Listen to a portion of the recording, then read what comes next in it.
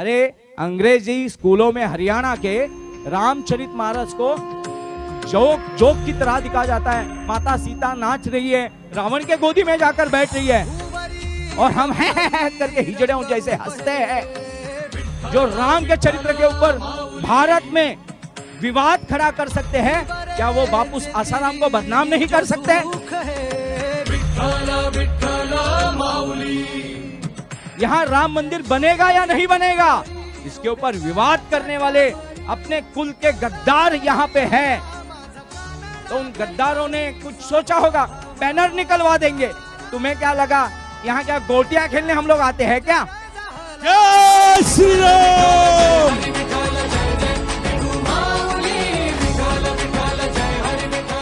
कितने सैकड़ों कंस निर्माण होने दो, सारे जरासंधों को एकत्रित होने दो, सारे कौरवों को नारायणी सेना लेकर सामने खड़े होने दो। उनका बाप एकमात्र परात्पर गुरु श्री कृष्ण के रूप में आसाराम उनका बाप बैठा है उनके साथ। माझी विठाई लागो डोळा लागो दे सावराया आली पामरा। माझी विठाई। आप घर में घी निकालते हो ना, तो क्या उसको फ्रिज में मक्खन को रख के घी निकालते हो क्या? उसे अग्नि पर रखते हो। संघर्ष की अग्नि के बिना कोई साधक सिद्ध हो ही नहीं सकता। और जो घर में इसी रूम में कंबल ओढ़कर सोकर साधक बनना चाहता है, वो दुनिया को बाधक है। निष्काम कर्म भाव में जागृत उन साधकों को कौन पीड़ा देता है, उनका रक्षा कवच हम भैरव होकर करेंगे।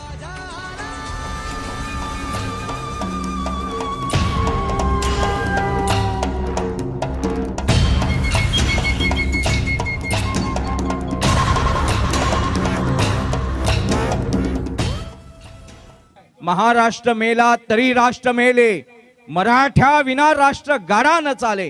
करा वीर वैरी पराधीनतेचा, महाराष्ट्र आधार भूभारताचा। कशास आई भिजविशी डोळे, उजळ तुझे भाळ। रात्रीच्या गर्भात उद्याचा असे उषक काल। सरणांवरती आज आमुची पेटतात प्रेते। उठतील त्या ज्वालातून भावी क्रांतीचे नेते। गरजा जय जयकार क्रांतीचा, गरजा जय जयकार। जा श्वासानो वायू संगे ओलांडून भिंत। अन आईला कळवा अमुच्या हृदयातील खंत। आई कोण आहे? आई आसाराम बापू आहे। आणि आम्ही जरी आज अंधाऱ्या रात्रीत असू तरी आम्हाला माहिती आहे की उद्याचा सूर्य उगवल्याशिवाय राहणार नाही। और सारे रात्रि के कीड़े पहले किरण के साथ नष्ट हो जाएंगे। वो धर्म सूर्य प्रकट होगा, वो गुरु सूर्य प्रकट होगा। 9 वर्षों की प्रचंड और प्रखर साधना के बाद बापू हमारे बीच में नव यौवन से तड़पते हुए आ जाएंगे। अनंत सूर्यों का अनंत कोटि ब्रह्मांड नायक राजाधिराज गुरुराज श्री आसाराम बापू महाराज की। और किसकी मां के कोख से अगर कोई कीड़े मकोड़े निर्माण हुए हैं तो ऐसी कोक नष्ट की जाएगी जिससे भारतीय संतों की परंपरा को विरोध करने का दुस्साहस कुछ दुष्ट करते हैं। तो अरे कारावास तो भगवान कृष्ण का है। भगवान श्री कृष्ण का परब्रह्म परमेश्वर का जन्म स्थान ही कारावास है। सारे बंधनों को तोड़कर गुरु अपना अस्तित्व दिखा देंगे। कितने सैकड़ों कंस निर्माण होने दो, सारे जरासंधों को एकत्रित होने दो, सारे कौरवों को नारायणी सेना लेकर सामने खड़े होने दो। उनका बाप एकमात्र परात्पर गुरु श्री कृष्ण के रूप में आसाराम उनका बाप बैठा है उनके सामने। अरे कल आपको एक घर में कोई डकैत घुसे और वो डकैत आपकी मां के ऊपर बलात्कार करने लगे, तो क्या आपकी मां को आप कहेंगे क्या ध्वनि प्रदूषण मत करना, जो भी है वो शांतता से करना? कोई डकैत आपके घर में घुसकर कहे कि अरे तुझे क्या बताऊं बेटा, तेरी मां तो कलंकित है, तेरा बाप नहीं, मैं तेरा बाप हूं। तो क्या दुष्टों अपनी डकैत के कहने पर अपनी मां का गला रेंदोगे, अपनी मां का गला काटोगे? आसाराम बापू बलात्कार में है, क्या तुम्हारे बाप ने किसके ऊपर बलात्कार किया था? क्या तुम्हारे पिता ने तुम्हारे मां के ऊपर बलात्कार किया था? तुमने यह तर्क किससे सुना? उन छिचोरे सुपारीबाजों से, विदेशी सत्ताओं के, विदेशी मल्टीनेशनल कंपनियों के दलालों का कहना मानते हो और अपनी बाप की मां की पवित्रता के ऊपर कलंक लगाते हो? अगर आसाराम बापू दोषी है तो इस भारत की हर माता दोषी है, हर बाप पापी है. जय श्रीराम. आणि बॅनर उतरवायला येणाऱ्यांनी लक्षात ठेवा, कधी तुमच्या बापाच्या मागचं नाव गायब होऊन जाईल. नको ते धंदे करायच्या भानगडीत पडू नका. गल्लीतलं राजकारण, त्या डबक्यातलं राजकारण करताना फाजीलपणा करू नका. इथे सगळे महाराष्ट्र मातीतले वीर बसलेले आहेत. 18 पगार जातीचे 12 बलुतेदार आहेत. आम्ही महार आहोत. आम्ही मातंग, ढोर, चर्मकार, मराठा, ब्राह्मण, साळी, कोळी, कुणबी, आगरी, भंडारी आहोत. आम्ही हिंदू आहोत. आम्ही बौद्ध आहोत. आम्ही शीख, जैन, महानुभाव आहोत. आम्ही वैष्णव, शैव, स्मार्त, गणपत्य, शाक्त आहोत. तुमची माय जर खरोखर व्यायली असेल खऱ्या बापाकडून, तुम्ही आसाराम बापूंच्या साधकांच्या नादीच लागून दाखवा महाराष्ट्र. अब ये भौतिक जगत का राजकारण क्या है, इसके पीछे का आध्यात्मिक तर्क क्या है, ये मूर्खों को कैसे पता चलेगा? रण की साधना सिद्ध होती है. इसीलिए भगवान श्री कृष्ण ने वीर योद्धा अर्जुन को, धनंजय को रथ पर बिठाकर अपना युद्ध खिलवाया. और बाद में जब बार्बरिक की साक्षी देने की बात आई, भीम के पोते की साक्षी की बात आई, पर्वत पर उसका सिर कटा, युद्ध देखने के लिए उसको जीवित रखा भगवान श्री कृष्ण ने. और सभी जन अहंकार में आए, सभी पांडवों के साथ भगवान श्री कृष्ण को लेकर उस पर्वत पर गए.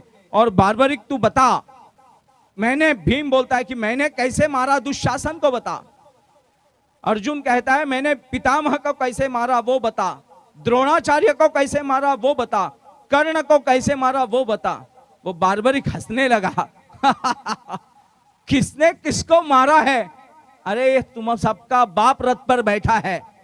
जो कर रहा था वो तुम्हारा गुरु कर रहा था. तुम तो केवल मौज लूट रहे थे. सारे अस्त्र शस्त्रों को, सारे विपदाओं को, सारे संकटों को अपने आप में मीराबाई के जहर की तरह पी रहा था और तुमको केवल अमृत के घूंट दे रहा था. और तुम कहते हो मैं संघर्ष कर रहा था. जो कर रहा था वो तुम्हारा सदगुरु परम पूज्य परमात्मा कर रहा था. और उसी परमात्मा की सारी कलयुग के तेजस्वी रूप है ये गुरु परंपरा के महापुरुष आशाराम जी बापू. मैं आशाराम बापू जी का दीक्षित नहीं हूं. मैं कभी प्रत्यक्ष रूप से उनको नहीं मिला, मगर मैंने ऋषि प्रसाद पढ़कर, मैंने सारे साधक आश्रम वासियों को पढ़ा है. ये सारे जो उपक्रम जो आज जीवंत रहकर परंपराओं को जीवंत रखने के लिए अपना सारा जीवन त्याग कर, अपने सारे परिवारों को त्याग कर, सर्व संग परित्याग के करोड़ों लोग खड़े करने वाला जो महात्मा है, उस महात्मा का तर्क, उस महात्मा की चिकित्सा करना ही अपने मां के चरित्र के ऊपर लांछन लगाना है. और ये वो भारत है जहां अपने ही पराये होकर दुष्टों के तलवे चाटकर अपनी मां के चरित्र के ऊपर लांछन लगाने पर आबादा है. मैं उन दुष्ट संतानों को कहना चाहता हूं, तुम किसी भी परंपरा से हो, मगर रक्त तपास लो एक बार कि ये रक्त यहाँ का है या अरबस्तान का है. ये रक्त यहाँ का है या पोर्तुगाल का, लंदन का. उनके कचरे के डिब्बे में कुछ पैदा हुए हो तो अपने दायित्व को निभाना. अगर रक्त यहाँ का निकले तो अपने रक्त से निष्ठा निभाना. गुरु परंपरा इतनी थोर है. मैं सारे आश्रमों में घूम रहा हूं. मुझे अपने आप में नवनाथों का, गोरक्षनाथ भगवान का दृष्टांत हुआ. और उस दृष्टांत में मुझे आसाराम बापू जी खुद दिव्य रूप में दिखे. उसके बाद में मुझे कोई चिकित्सा की आवश्यकता नहीं है, क्योंकि मुझे मेरी माँ के ऊपर और मेरे पिता के पवित्रता के ऊपर निष्ठा है. मुझे विश्वास नहीं है, मुझे मालूम है, मुझे पता है मेरी माँ पवित्र है, मेरे पिता वही पवित्र है. कभी आपने पिता के बारे में पहचान करते समय योगी अरविंद का एक मैं किस्सा बताता हूं आपको. आप सभी साधकों को उदाहरण देने के लिए बहुत अच्छा किस्सा है. योगी अरविंद यूरोप में एक बार पत्रकार परिषद ले रहे थे, प्रेस वार्ता ले रहे थे. उस प्रेस वार्ता में किसी पत्रकार ने, छदमी पत्रकार ने, शोधकर्ता पत्रकार नहीं, बिकाऊ पत्रकार, पेड मीडिया, दूसरों को तलवे चाटने वाले, सभ्यता और संस्कृति को बदनाम करने वाले दुष्टों का मीडिया. अगर शोधी पत्रकारिता है तो उनका हम सम्मान करते हैं. हम शोधी पत्रकारिता का सम्मान करते हैं, उसके अस्तित्व के लिए हम लड़ेंगे. वो शोधी पत्रकारिता भारत के लिए आवश्यक है, पूरे विश्व के लिए आवश्यक है। ये योगी अरविंद जी की पत्रकार परिषद चालू थी और उसी में एक छदमी पत्रकार ने पूछा कि योगी अरविंद जी, सही में आप मानते हैं क्या भगवान है? मानते हैं क्या भगवान है? क्या आपको विश्वास है भगवान है? विश्वास है क्या भगवान है? उन्होंने कहा, योगी अरविंद ने क्षण का विलंब न करते हुए कहा, मुझे कदापि विश्वास नहीं है कि भगवान है। मुझे बिल्कुल विश्वास नहीं है कि भगवान है। सब अपने ओर देखकर, एक दूसरे के ओर देखकर छद्मी हंसने लगे। देखा कैसे हमने इनका ढोंग उजागर कर दिया। और कुछ क्षणों के बाद एक ओज तेज तपबल की तपस्या के चलते उनके मुखमंडल पे एक स्मित हास्य उमटा और उन्होंने उसी पत्रकार परिषद में कहा, मुझे बिल्कुल विश्वास नहीं है कि भगवान है, क्योंकि मुझे पता है भगवान है। जय श्री राम। अब इसका उदाहरण मैं अच्छी तरीके से देता हूं, आपको समझ में आएगा अभी मैंने क्या कहा है। कभी आप ऐसा कह समय कि मुझे विश्वास है ये मेरे पिता है। कोई कहता है मुझे विश्वास है ये मेरे पिता है, आप कहते हैं ये मेरे पिता है। विश्वास है तो बाप डंडा लेके पीछे दौड़ेगा ना। विश्वास भी एक कदम पीछे है और हमें पता है ये हमारे पिताजी है। विश्वास नहीं है, हमें पता है ये मेरे पिताजी है। वैसे हमें पता है आसाराम बापू प्रभु रामचंद्र के अवतार है। हमें पता है वो भारत के शिखर पुरुष है। सारी पत्रकार परिषद में मुझको पूछा गया कि आपको न्यायपालिका के ऊपर विश्वास नहीं है। मैंने कहा खुद न्यायपालिका को न्यायपालिका के ऊपर विश्वास नहीं है। इसके लिए निचली अदालत के बाद ऊपर की अदालत होती है, ऊपर की अदालत के बाद फिर सुप्रीम कोर्ट होती है और सुप्रीम कोर्ट के बाद भी राष्ट्रपति राज्यपाल के पास जाया जा सकता है। इनको अपने आप पर विश्वास नहीं है तो मुझे इन पर कैसा विश्वास होगा? ये सत्य है, क्योंकि न्यायालयों के स्तर है और लाखों केसेस भारत के निचली अदालत में भ्रष्टाचार के चलते, चरित्रहीनता के चलते, मीडिया ट्रायल के चलते, पत्रकारिता के दबाव में चलते, राजनीति के दबाव में चलते निचली अदालतों ने कई सज्जनों को सजाएं दी है और बाद में 10 साल के बाद, 15 साल के बाद ऊपरी न्यायालय में निर्दोष हुए हैं। तो क्या यह न्यायालय निचली झूठी नहीं थी, गलत नहीं थी? तो जिस पालिका को अपने ऊपर विश्वास नहीं है, इसीलिए अनेकों स्तर रखे गए हैं, अनेकों डिविजन्स रखे गए हैं, अनेकों बेंच रखे गए हैं। उस न्यायपालिका के ऊपर मेरा विश्वास कैसे हो सकता है? मेरा लोकमान्य तिलक के ऊपर विश्वास है। उनका वाक्य आज भी मुंबई हाई कोर्ट में लिखा है। आप कोई वकील है या कोई किसी का मुंबई उच्च न्यायालय में जाना आना होता है तो वहां जरूर देखिए, लोकमान्य तिलक ने ब्रिटिश सरकार के न्यायाधीशों के सामने, ब्रिटिशों के चापलूस न्यायाधीशों के सामने कहा था, जब उन्हें मंडाले की शिक्षा हुई थी, ब्रह्मदेश में भेजा गया था। आपको मालूम होगा लोकमान्य तिलक जहालवादी नेता पहले भारत के, उन्होंने भारत को जागरूक सबसे पहले किया, प्रथम जहालवादी नेता जिन्होंने पूरा भारत को भारत के नाते जगा दिया स्वतंत्रता सेना के बाद में अंग्रेजों के दलालों ने स्वतंत्र सेना का आंदोलन भी हथिया लिया, मगर उससे पहले लोकमान्य तिलक, उनका वाक्य लिखा है मुंबई उच्च न्यायालय में कि मेरा भूमि की व्यावसायिक अदालत के ऊपर विश्वास नहीं है, मेरा उस ब्रह्मांड के निर्माता के न्यायालय के ऊपर विश्वास है, मेरा केवल परमेश्वर के ऊपर विश्वास है और परमेश्वर के नैसर्गिक न्याय के ऊपर विश्वास है। और मैं लोकमान्य तिलक जैसे महापुरुष का वाक्य दोहराता हूं कि बापू पर ही मेरा विश्वास है और बापू जिस पराशक्ति परमात्मा का अवतार है उस परमात्मा के न्याय के ऊपर मुझे विश्वास है। हर हर हर हर हर हर। लड्डू पेड़े के भगत हर संकट में भागते हैं, बिना तपे मक्खन का भी घी बिना तपे नहीं होता है। आप घर में घी निकालते हो ना, तो क्या उसको फ्रिज में मक्खन को रख के घी निकालते हो? क्या उसे अग्नि पर रखते हो? संघर्ष की अग्नि के बिना कोई साधक सिद्ध हो ही नहीं सकता। और जो घर में एसी रूम में कंबल ओढ़कर सोकर साधक बनना चाहता है, वो दुनिया को बाधक है, वो दुनिया को बाधक है। अपने घर के कपड़े धोना एरियल, सर्फ और रिन से, गुरु कृपा से जिसको मन के कपड़े धोना है, मन का मल निकालना है, आत्मा को जागृत आत्म स्वरूप में करना है, उसे संघर्ष की अग्नि में तपना होगा। बिना तपे तपश्चर्या ना साधुओं की हुई ना बापू आसाराम की हुई, तो आपकी कहां से होगी। और आप तो बाई मीराबाई बन गए। बापू का नाम लेके आपका सारा जहर बदनामियों का, अपकीर्ति का, दुष्प्रचार का, आपकी बदनामी का सारा विषय विष भीषण भयंकर तरफ अपने और ओढ़ लिया, और उन्होंने पीकर भगवान शिव की तरह राम राम राम करके कारावास में बैठे। कोई अगर मेरे पिता के ऊपर कोई कलंक लगाएगा, मेरे माता के ऊपर कलंक लगाएगा, और मुझे उनके चरित्र का मैंने बचपन से अभ्यास किया है, मैं उनके रक्त से बना हूं।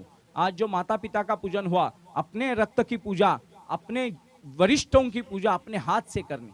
आप कहीं भी जाइए, पुलिस थाने में जाइए, कोर्ट में जाइए, हल्के स्तर पर काम नहीं होगा तो वरिष्ठ स्तर पे काम होगा। तो आपका अपने रक्त का वरिष्ठ स्तर, सीनियर, आपके सीनियर, भौतिक भाषा में आपके वरिष्ठ आपके माता पिता है, वो आपका सीनियर डीएनए है। उस डीएनए की पूजा करेंगे तो आपका जूनियर डीएनए बलवान होगा। आपका नवीन रक्त पुराने रक्त की सेवा करेगा तो उनका ओज तेज तप बल, उनकी सारी पितृदेवताओं की सारी साधनाएं अपने आप आपके झोली में पड़ेंगी। माता पिता का पूजन ये कोई दिखावा नहीं है, ये कोई नौटंकी नहीं है। जो आप दूसरों के कपड़े धो रहे हो, प्रेम नाम को बदनाम करके वासनाओं के बोझ ढो रहे हो, वो कलंक है आपके कुल के ऊपर। कोई फेयर एंड लवली से गोरा नहीं बनता, कोई च्यवनप्राश खाने से तंदुरुस्त नहीं बनता, मगर माता पिता और गुरु के चरणों की सेवा करने से परमात्मा स्वरूप आत्मा अपने आप में जागृत हो जाती है। जय श्री राम। जीव का शिव बनाने की क्षमता जिस माता पिता में है, जिस सदगुरु भगवान में है, उन गुरुओं की पूजा करना ही वास्तव में प्रेम है, और बाकी सब वासना है। प्रेम, राम जी ने दशरथ जी के शपथ को, वचन को पूर्ण किया, वो प्रेम है।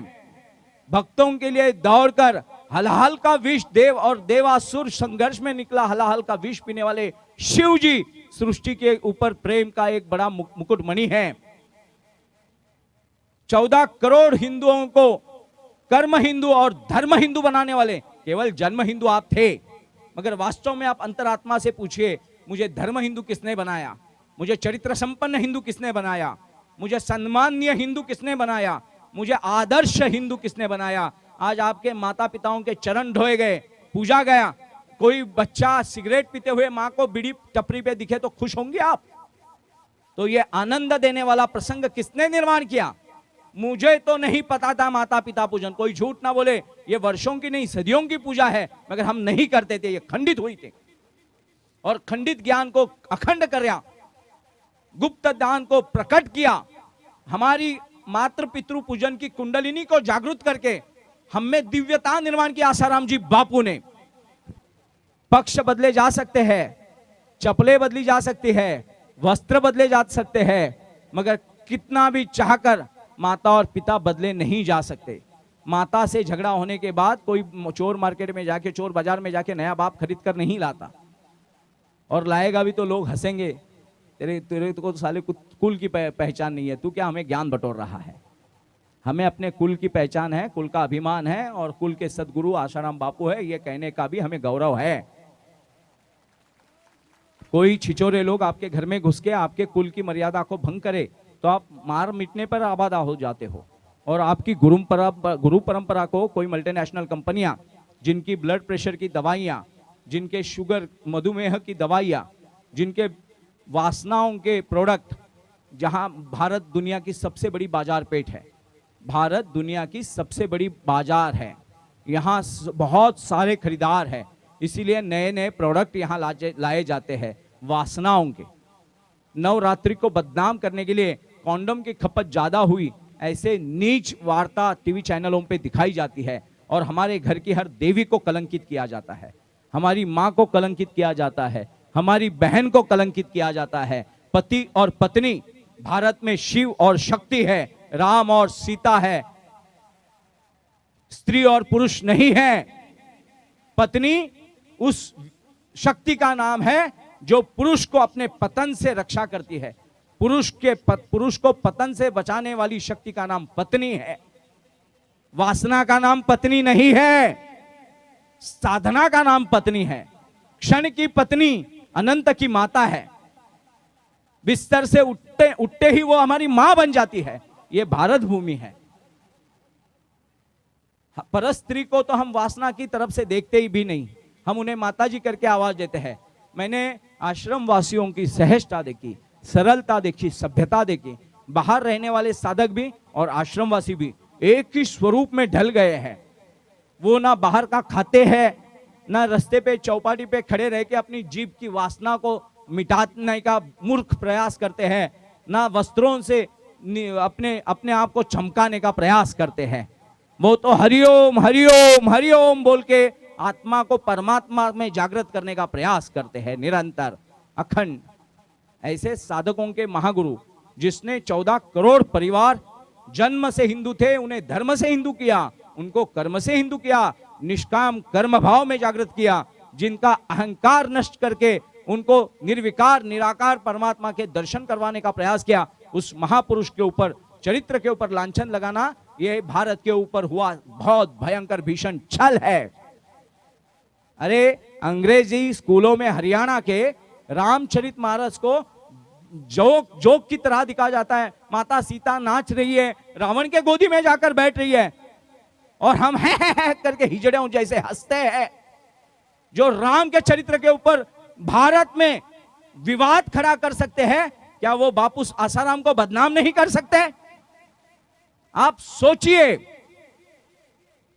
यहां राम मंदिर बनेगा या नहीं बनेगा, इसके ऊपर विवाद करने वाले अपने कुल के गद्दार यहां पे हैं। तो उन गद्दारों ने कुछ सोचा होगा, बैनर निकलवा देंगे। तुम्हें क्या लगा यहां क्या गोटियां खेलने हम लोग आते हैं क्या? जय श्री राम। और छिचोरी राजनीति यहां कृपा करके मत कीजिए। तुम्हाला आधीच सांगतोय, आसाराम बापू खरोखर ब्रह्मवेत्ता संत आहेत, त्यांच्या नादी लागायचा फाजीलपणा करू नका, तुमच्या कुळांचा नाश होईल। आम्ही सणही करणार नाही आता। अगदी, आणि सण करायची गरज पण नाही।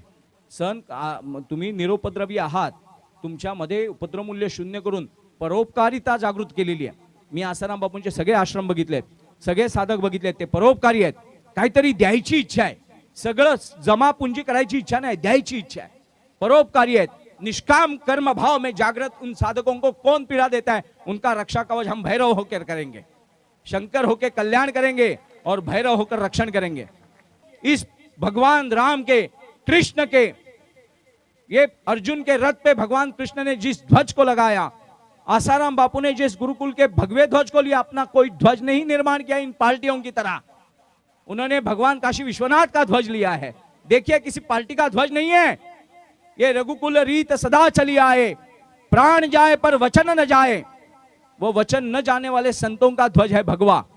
वो कारावास में होने के बाद भी आप प्राण न्यौछावर करने के लिए यहां पर बैठे हैं, अपने कुल की, अपने मुल्क की, अपने धर्म की पूजा कर रहे हैं। कोई आपको नगर सेवक, आमदार, खासदार नहीं बनाने वाला, मगर आपको परमात्मा स्वरूप, आत्म स्वरूप में जागृत करने की क्षमता जिसमें है, उसके पूजन में आप बैठे हैं। ये है धर्म भक्ति, कोई स्वार्थ भक्ति नहीं, अध्यात्म भक्ति। बापू ने तो राजनीति की ही नहीं, केवल धर्म नीति की, मगर हम साधकों का दायित्व है अपने अपने सारे राजनेताओं को यह अस्तित्व दिखा दे कि आप बापू के लिए दो शब्द नहीं बोलेंगे, समर्थन सार्थक नहीं करेंगे, तो आपकी राजनीति डामडोल हो जाएगी। और बापू विरक्त महात्मा है, मगर हम अभी भी संसार में है। हमें किसी को उठाकर कैसे फेंकना ये भी हमें ज्ञात है। तो हम राजनीति को राजनीति के स्तर पर उत्तर देंगे।